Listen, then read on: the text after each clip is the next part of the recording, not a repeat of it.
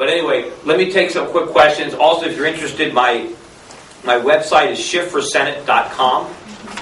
Headquarters are up in Milford. And if you have some, if it's a rainy day in the afternoon, you have some time to kill, go on YouTube, put in Peter Schiff. You can watch stuff forever. All the speeches I've made, all the lectures I've made, all the television appearances I've made, it's all up there. Everything I've ever written up on my corporate website, pac.net. You've got economic commentary I've written for the past 5 or 6 years. I never edit anything. I never take anything down. So you can see everything that I said and everything that I wrote, and you can see what's happened since. And I have a very, as I said, so you can document my track record. Don't just take my word that I got all this stuff right. Do your own research and decide if you would like to see me in the Senate. Anyway, let me take your question. Yes, Mr. Schiff. I really enjoyed your talk, and I don't want to start out by kicking you in the ankle or anything like that, but with Dickie Blumenthal, I don't understand how, with his, obviously you've been listening to the news and everything, and you've heard his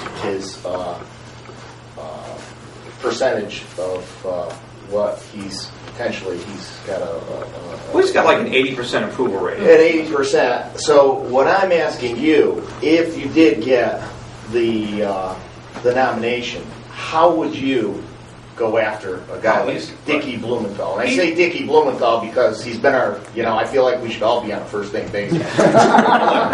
People approve of him because they've heard of him. It's just a name that sounds familiar. They have no idea what he's actually done. The bottom line is, I think I could, wipe the floor up with the guy. I think, nobody likes lawyers and nobody likes politicians, and he's both. And, there's a mood in the country that we want to throw the bums out, get rid of the incumbents, get rid of the career politicians. Well, what is he? He's been there for 20 years. Yeah, he hasn't been in Washington, but he's been in Hartford.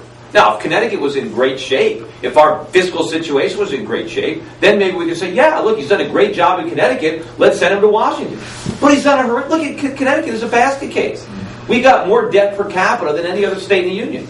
And so he's an expert at helping us run up the deficit, so we need a bigger deficit. What has he done? He inherited this little teeny department. He's grown it, dramatically. So he specializes in growing government. But government is already too big. We don't need that. And what are his skill set? What does he really know how to do? File lawsuits. Yeah. What is he? Right? That's what we need. Right? That's how we get out of this mess. We're going to sue our way out of it. Right? It makes no sense to send another lawyer to Washington when there's too many lawyer politicians in Washington right now. I think if he and I were to debate and have a real debate, not the joint press conference I had with the Republicans, let me spend an hour on a stage with Dick Blumenthal, and he won't be able to get elected dog catcher in this.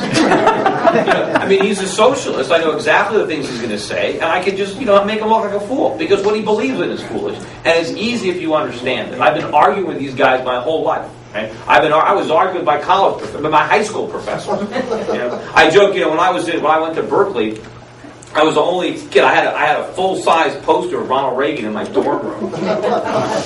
And a lot of times, I was 18. I used to bring girls up there at night, and it wasn't to have a political argument, but that's what would happen. But I've had, I've argued. I have goes way back. So I've been doing it for so long. It's second nature to me. When we have the Republican debates, my opponents, they're all sitting there writing their notes and they have long notes. I don't have any notes. I don't need any notes. I know exactly what to say. I don't have speech writers. The stuff I said, I just made it up on the fly. The commercials I just shot. I shot a TV commercial. All I did is talk and they filmed me. No one told me what to say. I just said stuff. So, I don't have to worry about forgetting something.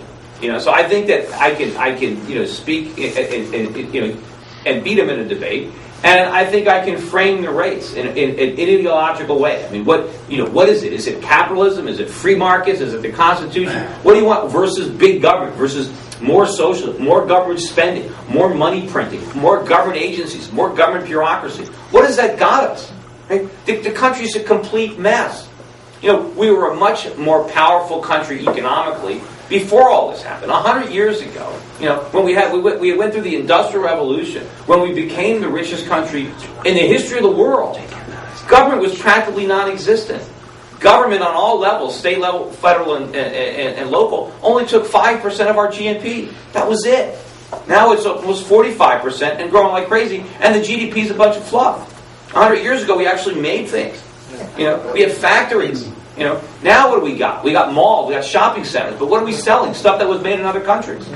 And we wonder where all the jobs are. I was in a TV studio early this morning with the head of the AFL-CIO from Connecticut was going on after me, and I talked a little bit, and he's complaining about the lack of jobs, and in the same statement he says we need higher taxes on the rich. And I said, okay, so let me get this straight. You want more jobs, but you want to raise taxes on the people that you want to create those jobs. How is that going to work? How about getting rid of their taxes? I said, try to explain that nobody has a right to a job. You have a right to work. But if you want a job, somebody's got to hire you. And it has to be something in it for them. They got to be able to make a profit. So they need capital, because you need tools to work. But the politicians always want to play to the workers, because there's more people who are working than employing. But we need people employing. And they try to talk about workers' rights. Right? Workers don't have rights. Individuals have rights.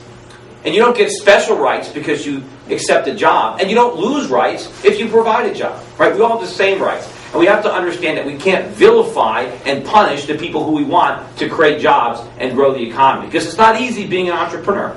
Right? When I started my business, in order to do it, I had to live very frugally. And I went for several years without making any money at all. Because I had to overcome the overhead and all this stuff. Whereas my friends who were still working at big firms selling .com stocks, they made a lot of money. Right? I'm making more money now, but it's because I sacrificed earlier, because I denied myself things, because I didn't spend money, I saved money. I had enough money to run a business. It's not easy to do that. And there are a lot of people that do that, but we have to reward that. We have to encourage that, not try to vilify that, not try to punish that. And unfortunately, one of the things I've learned now, there is now so much regulation in the securities industry that didn't exist 10 years ago. There's no way that Peter Schiff could have started that company back then with today's regulations. I didn't have enough money. I couldn't have afforded the compliance. It would have been impossible. Yeah. I want to praise you for your book. It's mine. You want me to sign that? Sure, if you'd like to. It's so easy to read, and the way you talk in the book, the comparisons you make, it's very readable. I hope when you get to Washington, you can teach people the way you did in the book. See, that's it's understandable. But I'm afraid Obama has a goal, and is to destroy capitalism, and I don't know how anybody's because he doesn't like it. He's a socialist. Right. He's an elitist. He thinks that he knows more because he cares more. He thinks that socialism didn't work in other countries because the wrong people were trying it. Yeah. Because they weren't smart enough or they didn't care enough. But one of the skills that I have, and people have talked to me about it, is I have a way of explaining things that seem complicated in very simple terms. I can speak in such simple terms that even the congressman might be able to understand.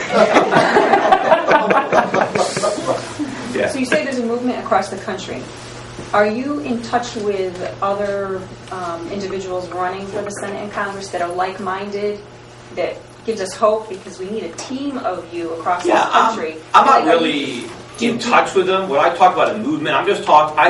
Do you touch base with any other of these kind of candidates across the country? Or not on any kind of regular basis. I mean, I don't really know many of the other candidates. I know a couple of people who are running for office, but I know that the public, across the mood of the country is changing. That if you just look at the polls that were just done recently in Connecticut, only 25% of people in Connecticut think their congressman should be reelected. I mean, that's never happened. I mean, normally people don't like Congress, but they like their congressman. Now they don't even like their own congressman. The Tea Party movement, ordinary people, and I've met a lot of people, in this Tea Party here in Connecticut. Ordinary people fed up with big government, talking about monetary policy, talking about the Constitution, understanding at their gut that this can't be right, that what the government is telling us, we're in this gigantic hole that we got into because we borrowed and spent too much money. And the government is telling us the way to get out of the hole is to dig it a lot deeper. And a lot of people know fundamentally that makes no sense. Everybody knows as an individual, right? If I lose my job, I got to cut back on my expenses. I don't go put it in a swimming pool because when I lose. You have to cut spending. You have to cut back your lifestyle to reflect the fact that your income has been diminished. Washington's income is diminishing. Tax revenue